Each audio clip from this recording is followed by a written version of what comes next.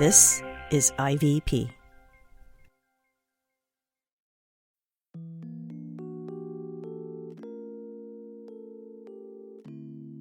This is The Disruptors, a podcast from InterVarsity Press about how faith is changing culture in unexpected ways. I'm Nancy Wong Yoon. I'm a sociologist, a pop culture expert, and a professor at Biola University.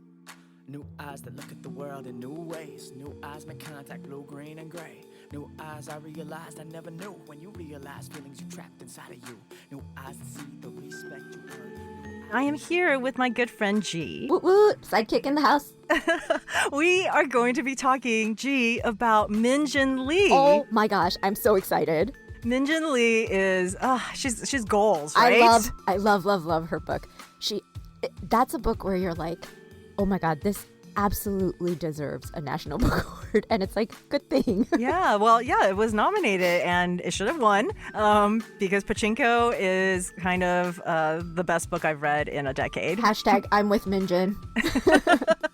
And she's actually, I can say this, she's a friend. You are so lucky. She's she's all the way in New York, but she has just been a mentor to me, and she's actually the whole reason I think we even have kind of the stellar group of people that I get to interview for my podcast this season, because I had queried my Twitter followers whether I should host a podcast, and she was like, I listen, and I DM'd her and I said, man, will you be on my podcast, please? And she said yes. She's supporting you in real and concrete ways, yo. Yes, she's amazing. She's a recipient of fellowships in fiction from Guggenheim Foundation, the Radcliffe Institute of Advanced Study at Harvard, and her novel Pachinko, which we already said how much we love. 2017, it was a finalist for the National Book Award for fiction, and it was a New York Times 10 Best Books of 2017. So she's just amazing in everything she does, and yet she is so helpful and reaches out to so many people to spread her shine. She definitely walks the walk. She reaches out to young Asian Americans and people of color. All her talent is matched by her kind of character, right? Wow. So I cannot wait to listen to this interview. Yes, let's listen.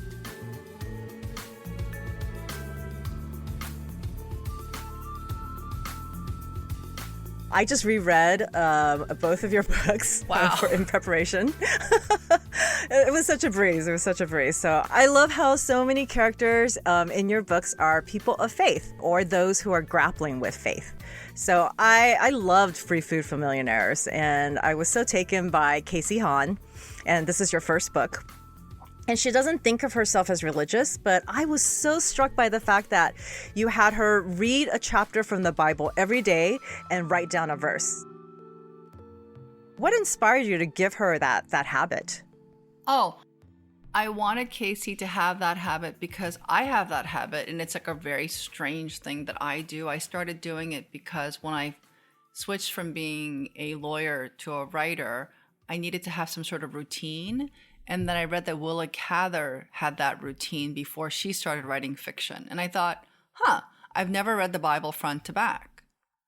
And I'm somebody who grew up in a church. And I thought, well, maybe I should just kind of like know more. Why not? And it doesn't really offend me. Or parts of it were, I thought, really dull. And I thought, what in the world would Willa Cather get out of reading a chapter a day? So I thought, I'll try it. How long could it take? 10 minutes, 15 minutes? So I did it.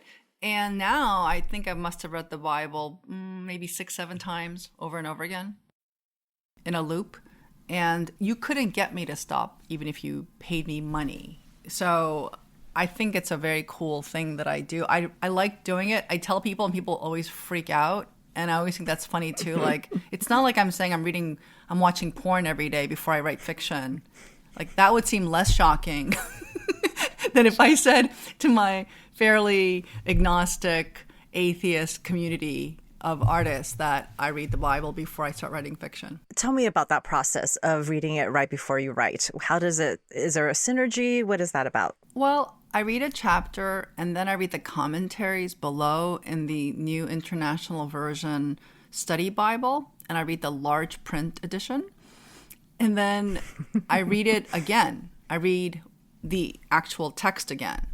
And then I ask myself what troubles me, what interests me, what speaks to me. And sometimes it'll be something like the battle strategies of how the Babylonians were thinking or what the Pharaoh was thinking. So here I am talking about military strategy. That doesn't seem at all about faith.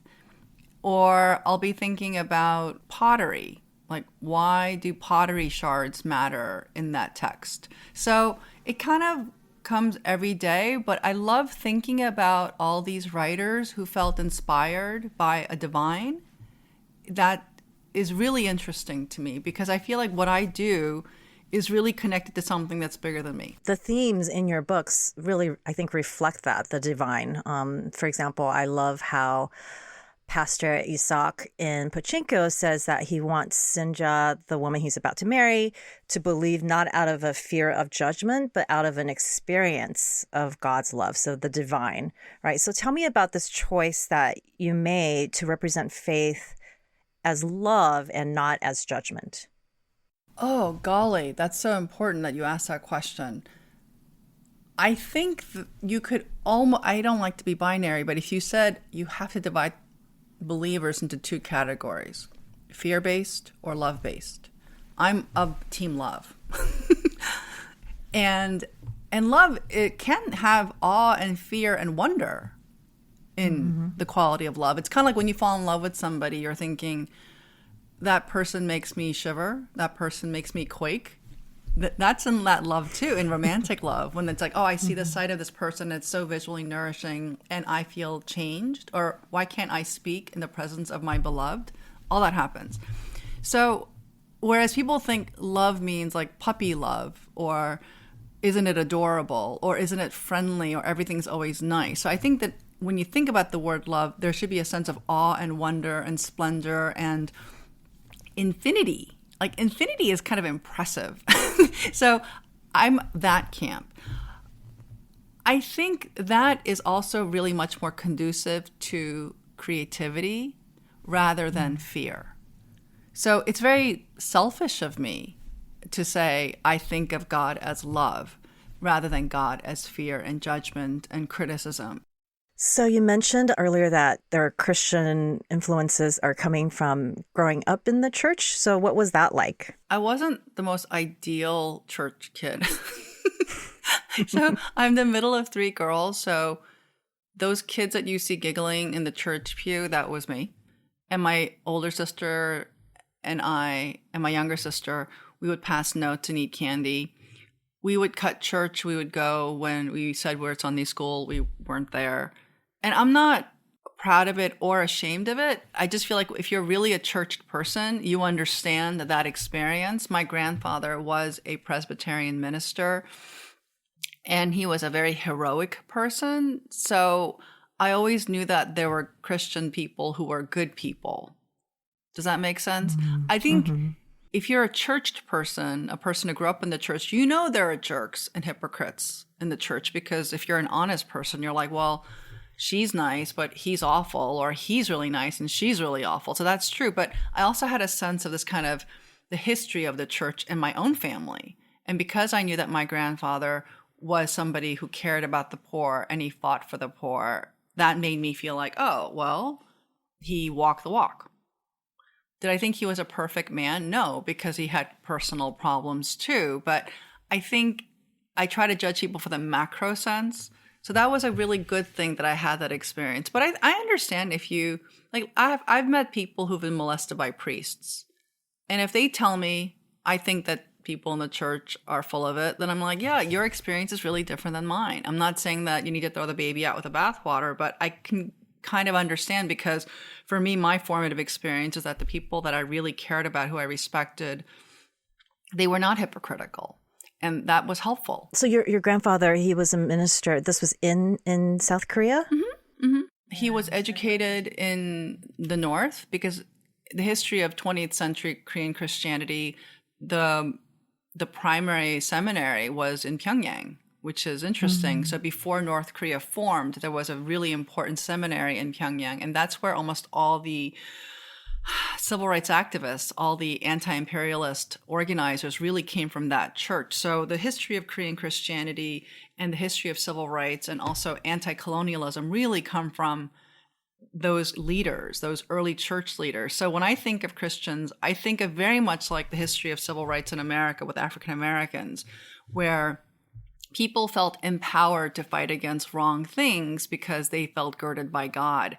And I do think there's something to be said about when I see people of faith fighting for things, you always have to treat them a little differently because they're not thinking about cost-benefit analysis in a regular way, because they care about something much, much bigger. So they're in some ways are more dangerous. Like, so when I think about a religious person, whatever your spiritual practice, I always think about them in a slightly different way because they don't think about regular things. They don't make those same judgments based on regular things like security or money or status. It's much bigger. In that sense, they're more powerful and they're a bit more irrational. And where do you think that irrationality comes from? I think a sense of permission of their philosophy. I mean, people who are philosophically driven, they're different than people who are practically driven. I mean, I can be a very pragmatic person, but if you think about what I've done to write books, it's really kind of insane.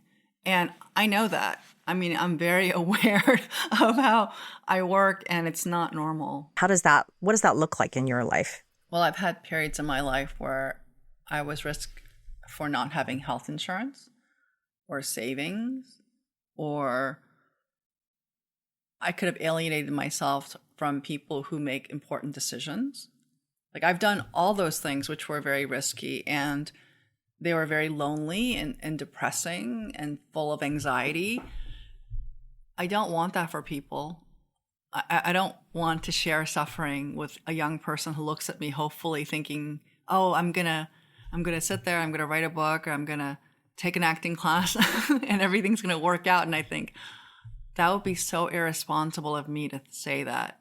So very often I will talk about all the things that I didn't get because then I want them to go, can I do that? Can I live that way? Can I live without friends or without economic security? Like I've had someone say to me recently who I grew up with, she told me, almost everything can be solved by money. This is a person I really respect and love. And she said this to me. And she said this to me at a time when I had a problem which possibly could be solved by money, but not necessarily. And I didn't have that money to solve that problem. And I remember thinking, I wonder what happened to her that she could be so unfeeling to say that to me. And then I realized, oh, I would never say that, I think, because I know what it's like not to have money to solve a specific kind of problem. And then I thought, oh, all of her success has given this very smart person a kind of blindness. And that was really interesting because I never thought of this person as being somebody who could be blind in that way. So it's weird about how your life ends up. So sometimes suffering and vulnerability can give you sight. So, and I'm grateful for that sight mostly. And sometimes when I'm suffering, I'm like, this really sucks.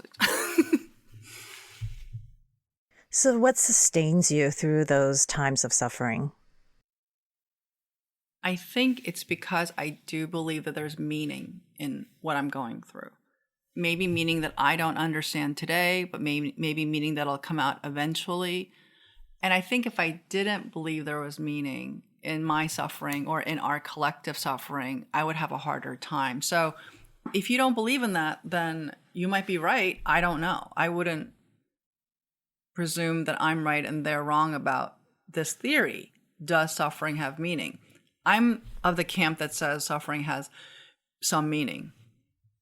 And perhaps a lesson. I hope there is a lesson. I'm always looking for the lesson. I'm like, can I learn this faster? Because I don't like suffering. There's a lot of suffering in your books. I definitely feel like a kind of a moral thread where there is that kind of, rationale for the suffering and certainly growth. Do you feel like, you're trying to kind of tell a morality tale through your stories? I am a moral novelist. I'm of a very old school line of thinking that in my novels, there are moral questions that I am trying to answer that are really important to me personally. Perhaps they could be important to you. as for suffering in my work, I think everybody is suffering. I interview so many people, and I'm always surprised by how many attractive, successful people are privately suffering so much. They're in agony. And I'm going, wow, how could you be so attractive? Like, you have the surface appearance of all this perfection. And I realize, oh my gosh, like an hour into the conversation, that person is profoundly suffering. Or they love somebody who's in agony, right? So even just that nexus alone can transfer a kind of suffering. So part of my job is to look at that suffering and to say, well, in terms of plot, there's a reason, and I'm going to provide that reason. And what I'm doing, this is what most 19th century novelists have done. A lot of the early 20th century novelists have done. I am not a postmodern novelist. I'm definitely of the old school. I believe in moral novels. That's what I want to do. I don't know if everybody cares about that, but that's what I want to do. I won't write that many of them anyway. Just the way I work is so dumb or inefficient that I feel like if I wrote 5 books before I die, I'm coming out ahead. Well, I hope there's going to be many more, but I've read and heard you talk about, that you work. I mean, that you scrapped an entire manuscript, I think, when you were writing Pachinko. I've scrapped several manuscripts, and I'm glad I did. I'm really glad I did, because I wouldn't want to be associated with that. I'm very clear of like the work that I've produced, whether if it's a 800-word essay or a 1,000-word essay or a 6,000-word essay. Like, I just did the intro for The Great Gatsby, and I spent way too much time on that. I mean, I spent 3 months. I think I spent maybe $1,000 on books just to figure out what I wanted to say. Not smart. Really, really not smart. However, I feel like I have said what I'm going to say about what is considered one of the most important books that America has produced. And that gave me a kind of satisfaction that is consistent with the way I want to live my life. Oh, that's so fascinating. So you are writing, this is an intro to The Great Gatsby you mentioned? Yeah, so the Penguin Classics asked me to introduce The Great Gatsby. So, and I'll just tell you, I don't think I'm getting in trouble, but it was a $2,500 project. I should have written 1,500 words over a weekend and moved on. But rather, I spent 3 months and I wrote 6,000 words, and it had 100 footnotes. And it is my statement on The Great Gatsby and how it should be read. And I'm very proud of what I did, but it was, in terms of how a person should work, really dumb. Really dumb. Like, all my friends are going like, what is your problem? What is your problem? And I'm like, I know, what is my problem? But well, I think that's amazing, because The Great Gatsby is something that high schoolers, I think still read. And to have your intro, like, I mean, just being an Asian American woman, I think it's, for myself, like, I'm just so excited that you're going to be introducing something that feels so Americana. And was that something that motivated you in terms of why you invested so much time and effort into the project? Yeah, I think it is what you just said. And it came out, and the hardcover is coming out actually, I think this month. I can't remember. This other version of it came out a little earlier this year, but then the hardcover is going to come out. It's kind of like this weird reversal thing. But anyway, I did it because it was my assertion that people like you and I have the right to read and right to speak on and to assert our interpretation of whatever you think we're supposed to know, and the great seminal texts. So I've been asked to do other books, but I chose this one in particular. I said yes to this project because I think, as immigrants who have been so completely erased in popular culture, and I know you know what I'm saying, we must speak about how we're being changed and how we're changing it. So part of my willingness to engage in popular culture sometimes has everything to do with the fact that I want my students and my readers to know that I am looking at this and I am part of the audience. And that's my little resistance. And I feel like I can make an impact on that. There are a lot of things I can't do, but this I can do. So I did it, and boy, I blew a lot of time. Well, I think it's going to have such a huge impact. So yeah, it's like you're doing it as a passion project in essence, right? Rather than for the money. Oh no, it's not the money. And the thing is, I could have just done it an easier job and walked away from it, and I wouldn't have done anything wrong. But I felt, yeah, and you'll see. I'm happy to send you the copy of it. You'll see why it reflects. I'm presuming. But I think you in particular would understand what I think, because I wanted to talk about, let's say, not women, but white women. It is a treatment of white women. It's not a treatment of immigrant women. It is not a treatment of women of color. It is not a treatment of working class women. So there's an aspect in which I define that, and I did it because I respect white women, not because I think that they're an other. I actually wanted to say, this is a description of you, of what this person thought of you. I also wrote about homosexuality in it because it's in the work and I could prove it. So I wanted to talk about that. So I wanted to change the narrative because I don't agree with this idea that if you have a dead white man and he wrote a book, all those books should go away. I don't believe that. So many of the books that I read and loved were written by dead white people. And in a way, it's my response to it. And it's about me qualifying my love and saying, I love this, but this, not so much. But let's keep talking about this. Yeah, I think that's really actually important to, I mean, especially since these books are still read so widely, to be able to have an opinion and to be able to have a critique that is going to be what you've done in an intro that will be read by others, so that there could be more conversation, right, about these quote unquote canon texts that I actually really did enjoy. I really love The Great Gatsby. That's probably one of the few high school books that I recall and remember and still can, like, I still had feelings about, right? Because as a young person, and I think that speaks to some sort of, I think, I don't know, pathos that it was able to deliver, right? Even though, I didn't necessarily relate to it personally in terms of lived experience. And I think it makes sense actually with The Great Gatsby and our discussion of the Bible. Very often people will say the Bible is a white book. And I think, really? I don't think Jesus was white. So no. Let's go back and look at the original source. So for me, I kind of think I'm not interested in dividing the world into little sections in which I only have this little tiny bit of space to hang on to. I actually think, I can talk about Korea, but I could talk about Brazil too. Let's talk about all these things and really learn from each other rather than putting me in my little box. So when you read the Bible every day, are you thinking about it through the lens that, okay, these are Middle Eastern people, right? These are people who aren't white. And how does that influence the way that you read the text? I love this idea that if this faith is true, that it can be something that is cross-cultural, transnational, beyond boundaries of geography and class and race.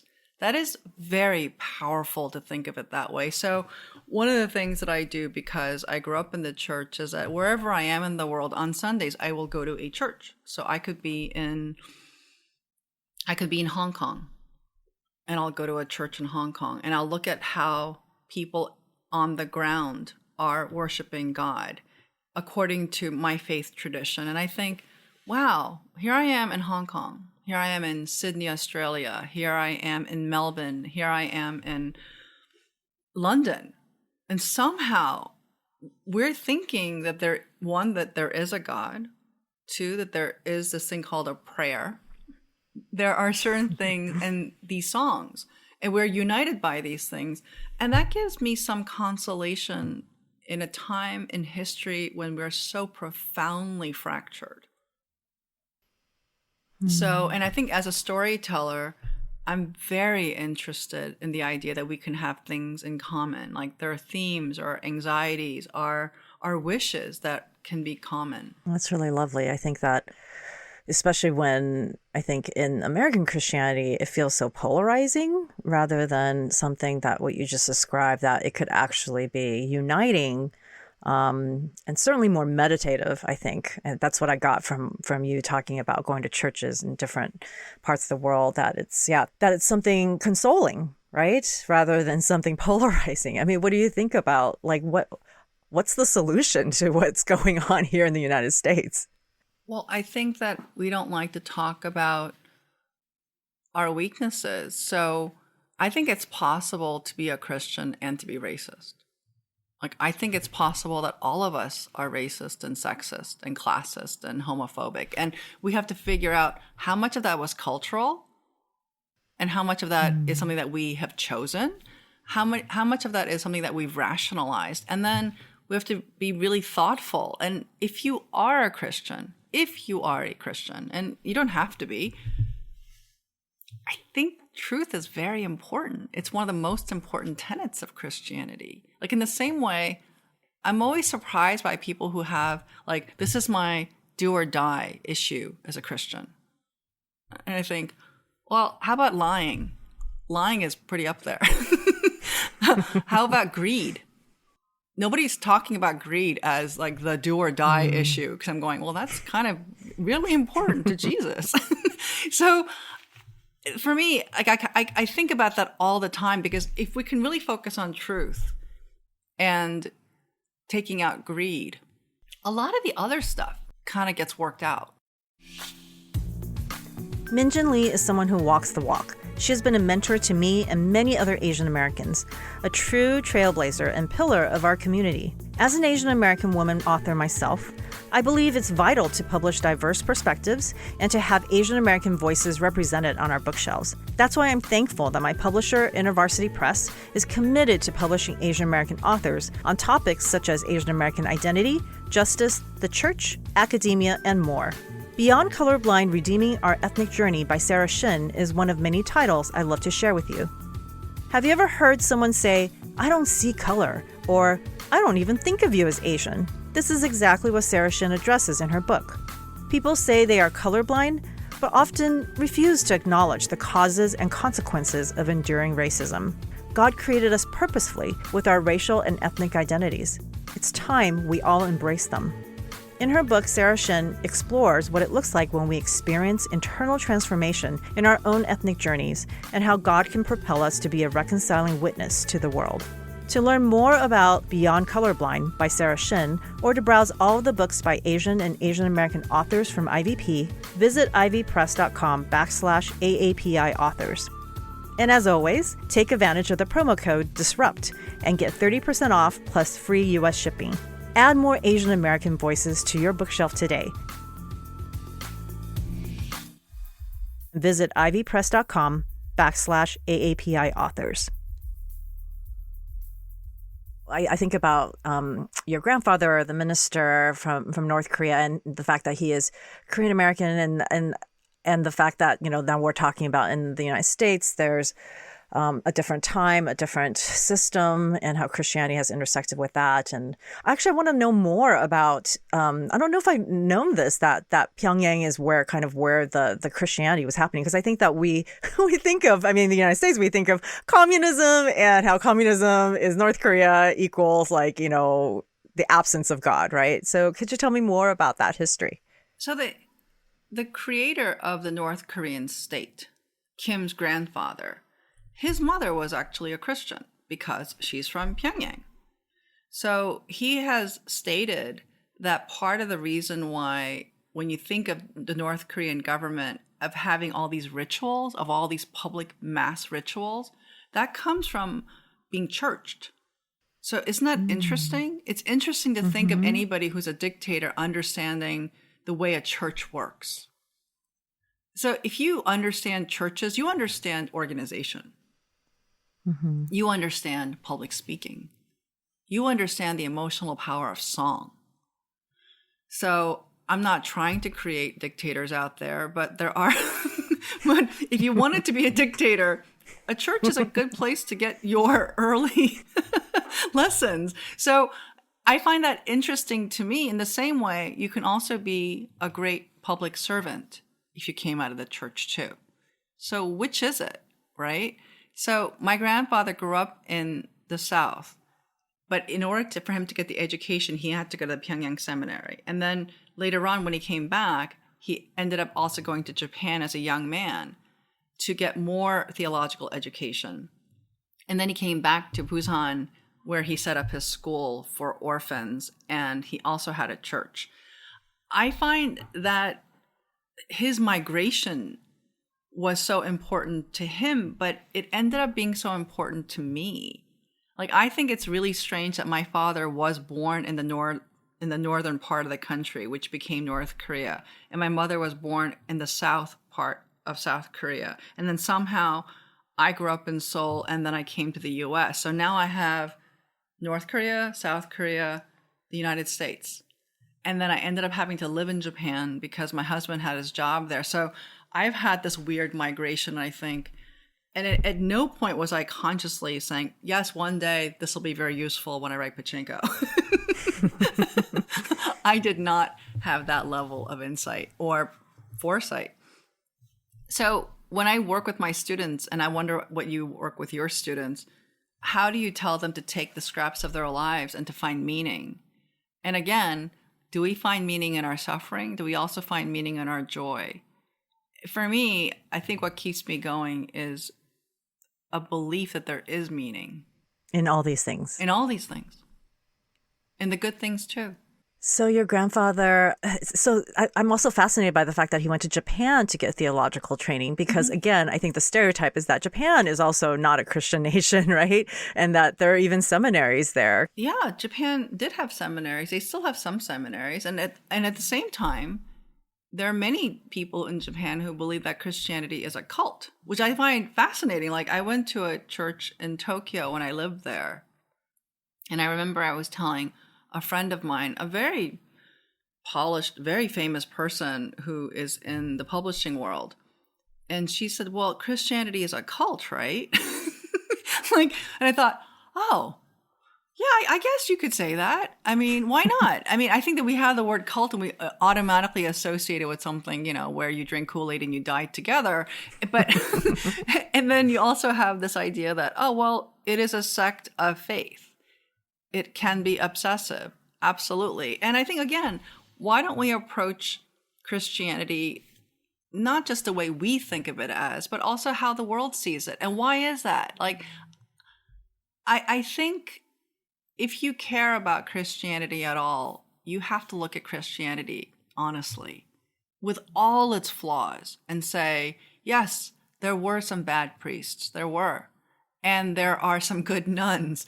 And there's a long history of the church in every single country. And some missionaries were really god-awful. And some missionaries today are modern-day heroes. But all of it, I think, honestly, could maybe save Christianity.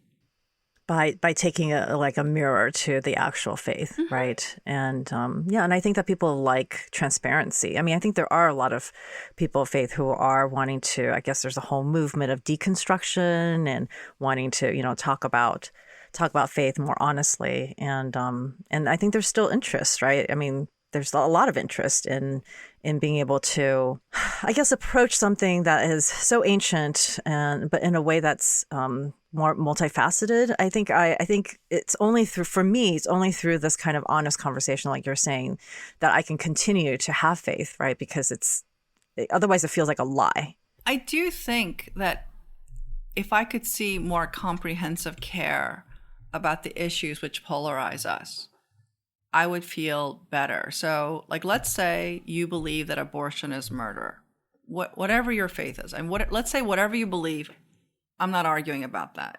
You believe that abortion is murder, and therefore you want to save children.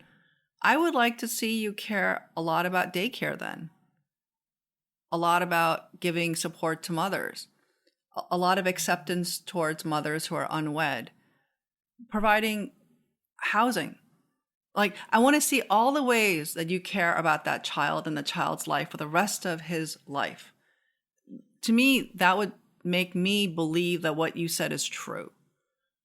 And if you believe that abortion is murder, then I want to understand your stance on the death penalty. I want to see your stance on pacifism. So I want you to tell me why certain murder is more important than other kinds of murder. And I want to be able to have the discussion with you without either of us getting upset. Because then maybe we can create some policy changes in which we say we accept democracy. Because we do believe in democracy. I mean, that's part of the tenet of living in America. We don't live in a theocratic state. So, and all these kinds of discussions would be helpful if the majority of Christians were willing to speak up and say, you know, we have a visible and vocal minority who have sort of hijacked discourse. And I'm interested in the majority also participating in the discourse too. Yeah, no, that's wonderful. I mean, I feel like I'm always lamenting that we don't have that enough. And certainly I think the dissemination of information is problematic, right? That people are listening to a few, but not thinking about, like, exactly what you said, like thinking about it holistically, thinking about life holistically, and thinking about policy.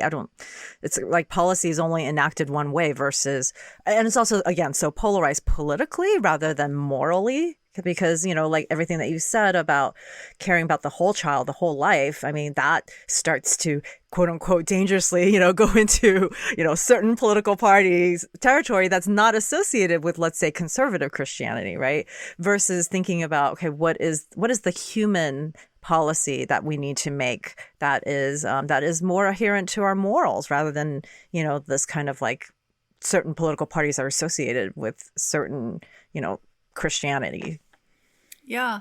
And I think that if we say we are Christians, if we say we are people of faith, then how do we treat each other? Because I think we are insufficiently gentle. And I think that we are not listening very carefully. And we're not really thinking about the love that we have for each other rather than winning. There's so much about winning right now in our culture rather than about the well-being of my neighbor. And that troubles me a great deal because then I think, no, that's not Christianity. That's not, and it's not textually based. And at this point, I can give you chapter and verse in which I can argue my case. So there's a part of me that just feels like, okay, well, that's fine. I understand you feel that way. But let's look at the whole book. What does the book say? It's funny because I don't talk about Christianity very much. I don't think of it as something that I do professionally. But now and then I do talk about it because I'm not ashamed of my faith. And it's something that has become more and more important as I get older in terms of my moral philosophical underpinnings and how I get carried through the work that I do. I love that, Min. That's so inspirational. Yeah, because I feel like, I talk about faith and I think about faith, but sometimes I just get so caught up in, again, the kind of politics of it all and grappling with the kind of moral dilemmas of how to live faith well and not be judged, because there is so much judgment, right, of Christianity. And I think that to kind of peel away, and I think that's the point of this podcast, to peel away, like how does faith lived out in culture look like, right? How can it be a positive force that's totally actually beyond, the kind of superficial, but also very realistic kind of critiques of how it's, been kind of lived out in ways that aren't moral, but to keep on, to keep holding on to, I think the essence of it is really challenging. I also have so many allies who aren't Christian who are doing the work that I think is so beautiful in the world. Yes. And that gives me hope too. And I love this idea of grace, of unmerited favor on everybody. It's not just for the select. And that gives me hope that maybe we'll make it. I also think it's really important that we as the grown-ups in the room have hope because our kids need to see it. I think about that a lot. Like, what is my son thinking? What are my students thinking? What are my nieces and nephews thinking about the world? And I can't be overwhelmed by the sense of despair that I have about the environment or about political systems or about democracy or mass incarceration, the incredible inequity in terms of distribution of resources. Like, I can look at all that, go like, whoa. And I think, well, how do I encourage the next generation to keep really, really keep at it? Because it's not that we don't have the intelligence or the data or the knowledge. So many of those things we actually have. But what I'm really worried about most is apathy and despair. Yeah, that's something I think that faith can be the solution for, right? To have that hope and something that you can't see, because if we're only going by what we can see, it is really depressing. And I think that having faith in something perfect and beautiful, and the idea that we can work towards that goal is sustaining, I think. And this is going to sound very old school, but what people really need to make big changes in their lives is to feel loved, to feel profoundly loved. And that can come, I believe, from faith. So it's not just kind of like balling up your fists and having a kind of resolve. That's nice too, but you get tired of that. But I think what you really, really need is to feel a deep sense of love and acceptance. And to me, that is really what's going to make young people and old people and middle-aged people enact positive change. How have you experienced that in your own life? I grew up without a lot of things, and yet somehow I felt very buoyant. And I think I felt that sense of buoyancy because for reasons that are not really clear to me, even when I was very little and awkward and bullied, I really felt like I was a child of God. I still do. Like, I still feel this sense that I got backup. Like, maybe I don't have a lot in my bank account, but I got backup. And I think that sense of, I know the most powerful force in the world. So, okay, bring it. I'm going to be okay. And that's, I don't know. I think when you're the little guy, that's really one of the appeals of faith, is that you have nothing else. Like, you have to humbly rely on God because you don't have, let's say, connections or money or status or all these other things. And even as I have those things now, I still think it's nothing compared to feeling that you're a loved and accepted child of God. And yeah, I still have that. I feel that. I really feel that even in the worst moments. Man, I am getting all teary. I'm like, you're preaching to me. You are encouraging me right now because I need to hear that. That's a word right there, because I need to hear that as well. Because I too, I come from a childhood of a lot of trauma, and I think that it is because of that love. Once I heard about that love, I didn't grow up in a church family, and so once I heard about this love, it was like, I just wanted it. I wanted it, and I did everything I could to find it. Because when things go wrong and there's no explanation, there's no solution, there's nothing you can do, what else can you rely on, right? It could be completely hopeless otherwise. So, yeah, thank you. I wanted to also ask you, is there something that you are watching, listening, reading that you would recommend to people who, want to kind of be sustained, the podcast is called The Disruptors, but really disrupting culture through faith. What do you recommend to our listeners? Someone recently asked about K-drama, and I thought that people might like a show called My Mister. Have you seen that? I haven't. Oh, I think it's on Netflix. It's called My Mister. I think it came out a couple of years ago. And it's probably the most not Squid Games K-drama. I enjoyed Squid Games. I really did. And at the same time, it shares something with Squid Games because it's really about poverty and about how we handle it. and what it means to be changed by kindness.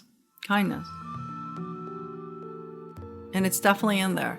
So that's a K-drama that I could recommend without compunction. Nancy, what a phenomenal interview. I didn't know that she was a Christian, let alone like reading the Bible every day. Like, it's like Bible reading goals, right? Yes. And she reads the Bible with such, I think, a creative eye. Yes. I don't think I ever read the Bible thinking, I want to know the battle strategies of folks, throughout the ages. And just that idea that, because you and I both write kind of for a living as well. I mean, we talk about very different things than her, but this idea of divine creativity, that God inspired all these different writers in the Bible. I was so moved by that part of the interview. When I read her books, I mean, there's obviously Christian characters in her book. Yeah, right? I love Isaac in Pachinko. Actually, you're the one who recommended Pachinko to me, and I devoured it. My husband devoured it. I forced all my friends to read it. Yes, actually, the kind of tracing of that family felt very biblical. And just listening to the interview just made me think, wow, her characters are so deep in a way that I didn't know before. It comes from her own depth of thought and her own relationship with God and just reading the Bible every day. It was so moving to me. Yeah, just there's so many surprises and also just inspiration drawn from, her creativity and her deep faith. Colors like we cover pop songs in a bottle, how we battle all the barriers, right? Some drink, some color their hair every night. Some try to stand out, some try to act white. Found music, but I've never been the stereotype. New eyes break old lies. New skin needs new wine. Thank you for listening to The Disruptors. The Disruptors is hosted by me, Nancy Wong Yoon. You can follow me at Nancy, WYUEN. Our theme song is New Eyes by Jason Chu. Our executive producers are Helen Lee and Andrew Bronson. Produced by Richard Clark, Cray Allred, and Mila Kim.